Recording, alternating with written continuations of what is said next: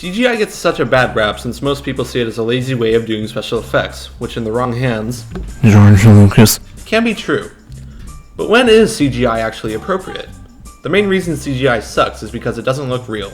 It also makes filmmakers lazy since they won't put the time and effort into making grand set pieces, like the ones in James Cameron's Avatar. The actors don't react to it like they would an actual thing that was on set with them.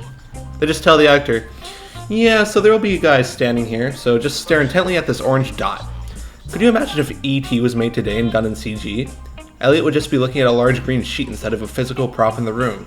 And when Yoda was training Luke, do you think the relationship between Luke and Yoda would have been as magical if there wasn't an actual alien prop being used? Fuck no. If the actors don't feel their presence, then we don't feel their presence. How long do you think it's going to take for them to remake E.T.? Just fuck everything. Not only does CGI feel fake, it looks fucking fake. The human eye can see through fakeness since we live in fucking reality. unfortunately. You can't get into a fucking movie if there are jarring CG pieces of shit on the screen. It just takes you out of it. It's just bad. Stop misusing CGI, please. Please. Thank you. What do I mean by misusing CGI? Well, CGI can be good if it's used to enhance things. The best example of this is in Titanic. Not only did they use scale models of the ship and film on an actual sized replica, but they enhanced some shots using CG, and it was almost seemingly unnoticeable. It was just like adding stuff to the shot that would have been harder to do with practical effects. The point is, CGI is only appropriate if you want to enhance certain parts of an effect. It's not good at making an effect on its own.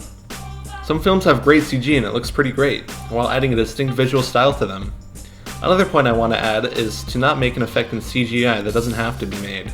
In the first film, we had maybe 20 colors to paint with, and this time we've had 40 colors to paint with.